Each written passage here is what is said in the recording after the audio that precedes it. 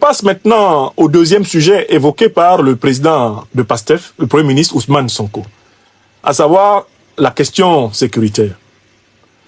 C'est très intéressant la méthode qu'il emploie. Et je crois savoir que cette méthode lui a été inspirée par exemple, notre démarche, même s'il ne le dit pas, puisqu'il nous a présenté comme étant les activistes radicaux. Mais qui a vulgarisé la méthode de la démonstration par le piment mangé dans la bouche de l'adversaire? Si ce ne sont pas vos serviteurs. Moi, quand je veux démontrer l'implication des grandes puissances occidentales dans la domination en Afrique, je cherche les preuves chez elles. J'espère que vous avez remarqué que c'est la méthode. Même quand le Premier ministre Ousmane Sonko a cité Jacques Chirac en disant que on pourrait penser que c'est l'un des activistes africains les plus radicaux qui est en train de le dire. J'espère que vous savez bien que c'est de moi qu'il parlait. Il n'a pas eu le courage de me citer. Il faut avoir le courage de citer les contemporains.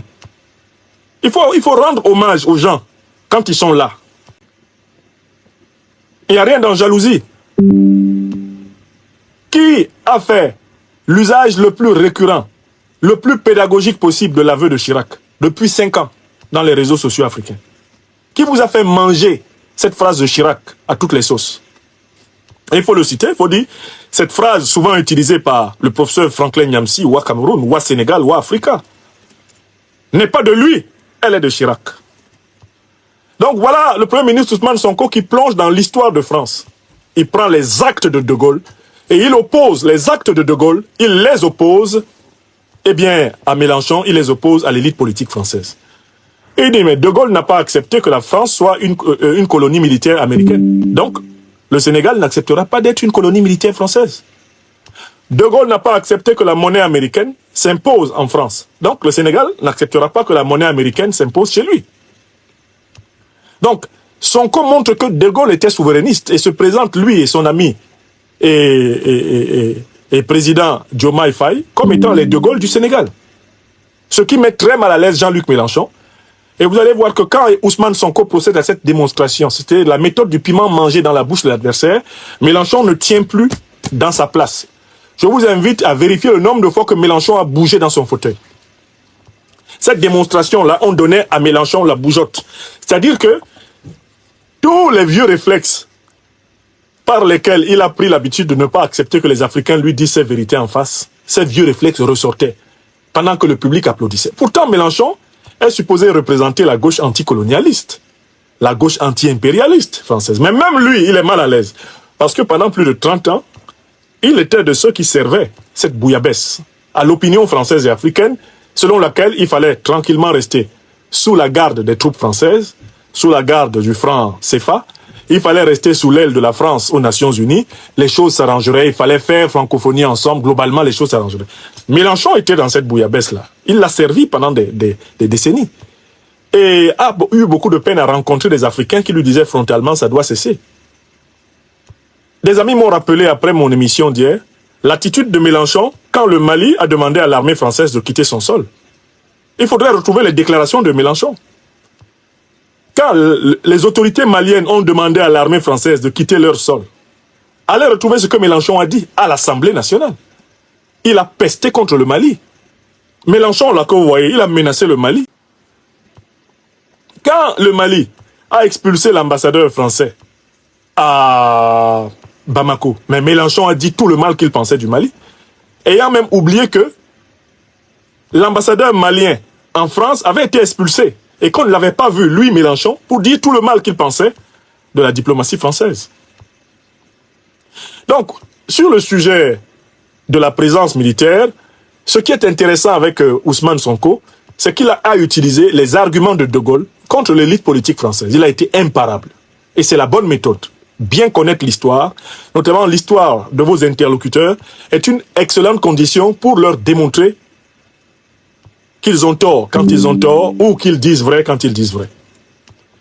Mais moi, j'ai été, sur ce deuxième point, particulièrement touché par une précision apportée par Ousmane Sonko, quand il a dit que la présence des bases militaires étrangères, donc ça concerne l'armée française et l'armée américaine, est incompatible avec la souveraineté sénégalaise. Il aurait pu s'arrêter là, mais il a ajouté « mais ça ne veut pas dire que ça va mettre fin aux accords de défense. Alors là, il y a un petit problème. Pourquoi Ousmane Sonko ressent-il le besoin de dire que ça ne va pas mettre fin aux accords de défense, alors que c'est dans le cadre des accords de défense, justement, que l'armée française est installée au Sénégal? Pourquoi est-ce qu'il ressent le besoin de dire ça? Pourquoi veut-il rassurer en disant cela? Pourquoi introduit-il cette ambiguïté? Mais tous les autres pays, précisément le Mali, le Burkina, le Niger, ils ont mis fin aux accords de défense et de coopération qui permettaient justement la présence de l'armée française sur leur sol. Mais comment vous allez pouvoir demander à l'armée française de se retirer dans votre sol sans remettre en cause les accords de coopération et de défense franco-sénégalais? Ousmane Sonko, là encore, il pêche en eau trouble. Et c'est ce que nous leur disons d'arrêter. Le président Diomaye et lui. Arrêtez de se moquer de nos intelligences. Frère Sonko, frère Diomaye, parlez clair. Pour que l'armée française se retire du Sénégal, vous devez dénoncer les accords de coopération et de défense qui existent. Vous devez les dénoncer. Et s'il faut en écrire d'autres. Là, on parle de révision. Là, on parle de révision. Mais vous ne pouvez pas maintenir les accords de défense et de coopération qui existent et nous dire que vous allez faire partie de l'armée française. C'est pas possible. Il faut la remise en cause de ces accords, leur remise à plat, leur renégociation, leur révision. En effet, le Sénégal peut avoir des accords de défense avec la Chine. Je ne sais pas pourquoi il cite uniquement la Chine, mais il devait dire la Russie. Il faut citer l'Iran, il faut citer le Venezuela, il faut citer Cuba. Tout comme avec la France, la Grande-Bretagne, les États-Unis, oui. Mais aucun accord de défense ne doit systématiquement supposer l'occupation militaire par des bases étrangères. C'est vrai. Mais le fait d'introduire cette nuance me rappelle encore ce que nous reprochons depuis quelques semaines au duo Diomaye-Sonko. C'est de vouloir faire du en même temps. Cela même pourquoi Ousmane Sonko a utilement critiqué le 2 poids 2 mesures de l'Occident. On retrouve toujours ça dans son discours. On retrouve ça dans leur discours, lui et Diomaye. Ils essayent toujours à la fois de faire plaisir à l'adversaire et de se faire plaisir. De faire plaisir au bloc panafricaniste et de faire plaisir au bloc impérialiste. C'est impossible. On ne peut pas faire plaisir à deux adversaires sur le même sujet. Impossible. Vous êtes des panafricanistes de gauche, c'est-à-dire que vous êtes pour la libération totale de l'Afrique. D'ailleurs, un panafricaniste de gauche qui utilise un concept comme les activistes radicaux pour désigner des panafricanistes de gauche. C'est un panafricaniste de gauche qui fait de la division à l'intérieur du panafricanisme de gauche. Qu'est-ce que c'est que cette expression, ce concept qu'il a créé, les activistes radicaux? Quel est l'activiste africain connu par le Premier ministre Sonko qui a demandé que l'Afrique aille dominer la France? Qui a demandé que l'Afrique aille installer une armée aux États-Unis? Qui a demandé que l'Afrique aille installer une armée en Asie? Ou que l'Afrique installe une marine de guerre dans la mer Méditerranée ou bien sur le golfe du Lion en France? Quel est ce panafricaniste qui a dit ça? Tous les panafricanistes que je connais, revendiquent simplement l'émancipation, la dignité, la souveraineté de l'Afrique. Ils revendiquent l'Afrique aux Africains. Comment un Premier ministre à la tête d'un parti panafricaniste de gauche comme PASTEF peut utiliser l'expression activiste africain radical si ce n'est pas une façon de vendre ses frères à la vindicte de l'ennemi? Et vous n'aimez pas qu'on critique les propos de nos nouveaux dirigeants sénégalais. Comment voulez-vous qu'on les aide si on ne leur montre pas qu'on voit ce qu'ils font? Je pose cette question. Demandez au Premier ministre Ousmane Sonko qui est-ce qu'il appelle les activistes radicaux. Alors que lui, on l'a présenté comme étant un terroriste. Lui, Ousmane Sonko, quand il était dans l'opposition au Sénégal, on a dit qu'il était terroriste. On a dit qu'il était associé au groupe terroriste. Qu'il était un fondamentaliste islamique. On a dit que c'était un révolutionnaire sanglant, qu'il allait brûler. Qu'est-ce qu'on n'a pas dit? Moi, j'ai les coupures de presse de la presse occidentale. Bon, devenu Premier ministre, lui aussi se lève, il est devant Mélenchon. Ah, la phrase que je viens de vous citer n'est pas celle d'un des activistes africains les plus radicaux. Qui est radical? Qui voulez-vous présenter comme radical à Mélenchon. Maintenant, on se connaît tous, Ousmane.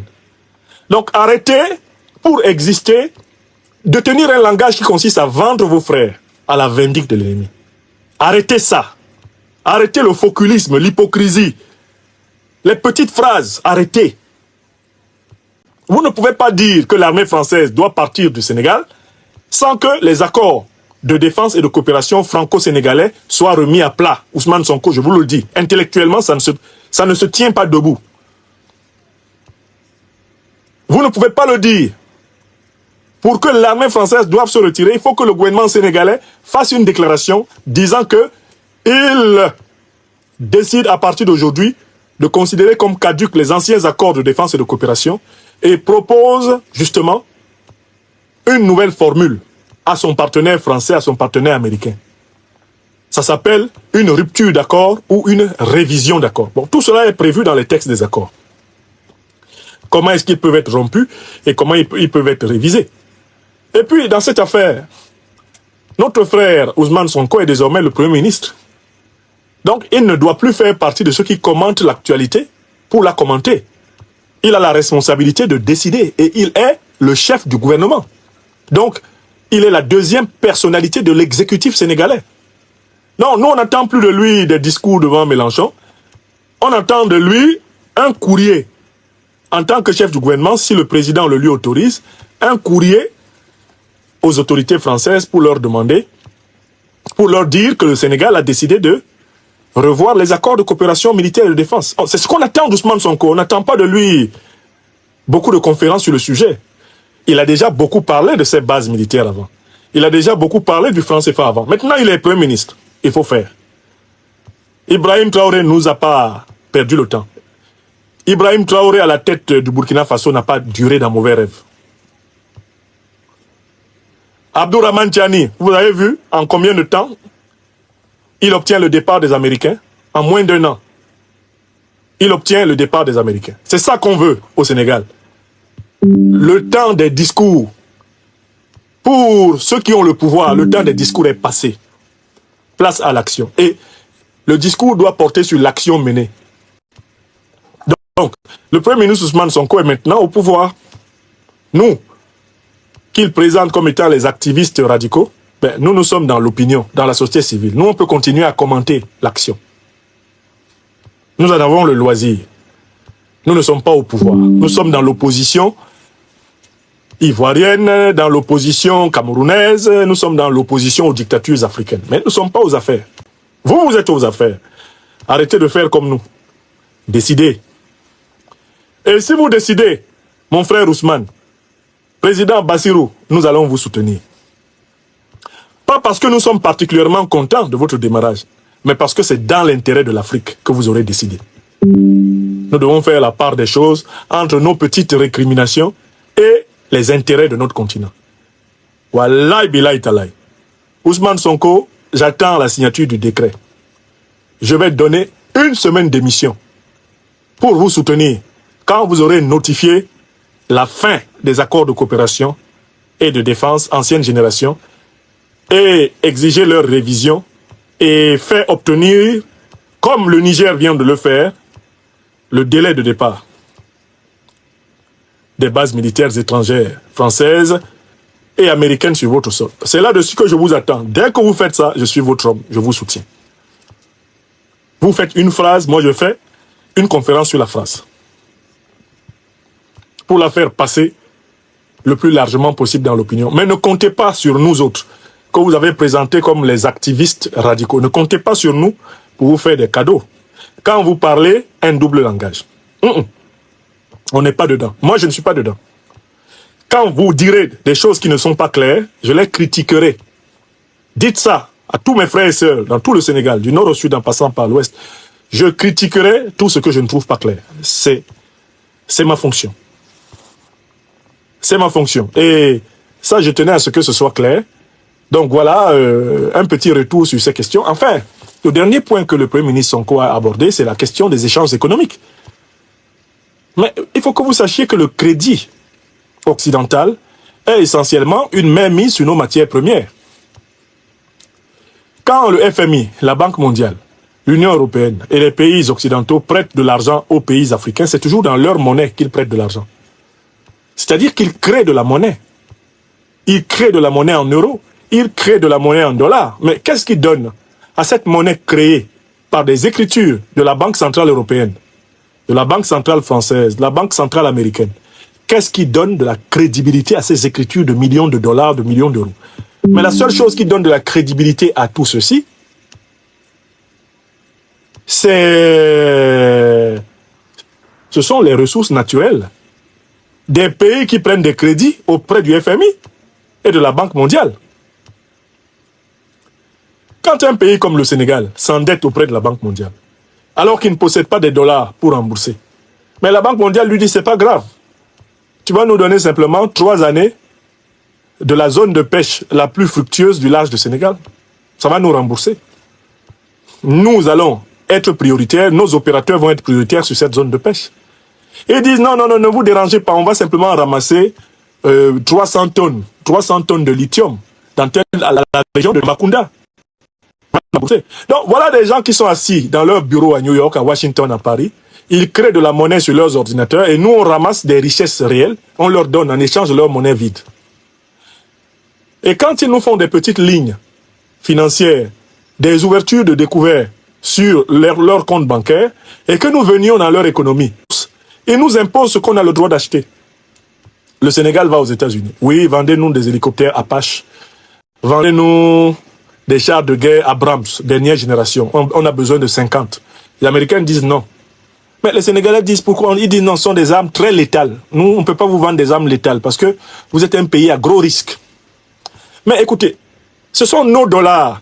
Vous nous avez prêté de l'argent. Vous nous avez prêté 300, 400 millions de dollars. Nous, on va utiliser ces dollars pour doter l'armée sénégalaise en chars dernière génération.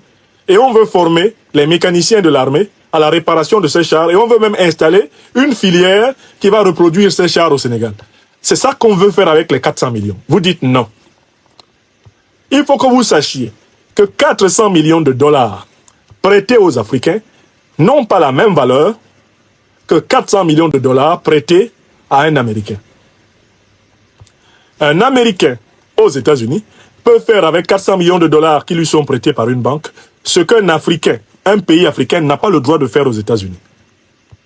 Il peut par exemple, l'Américain, créer une société de production d'armes. Mais si un État africain dit aux États-Unis, nous vous empruntons 400 millions de dollars pour construire une société de fabrication d'armes chez nous, les États-Unis s'y opposent. L'Union européenne s'y oppose. Pourquoi? Parce que si l'Afrique avait de l'autonomie en termes d'industrie d'armement, elle n'achèterait plus les armes systématiquement. Aux États-Unis, en Russie, en Chine, en Europe, l'Afrique les produirait elle-même.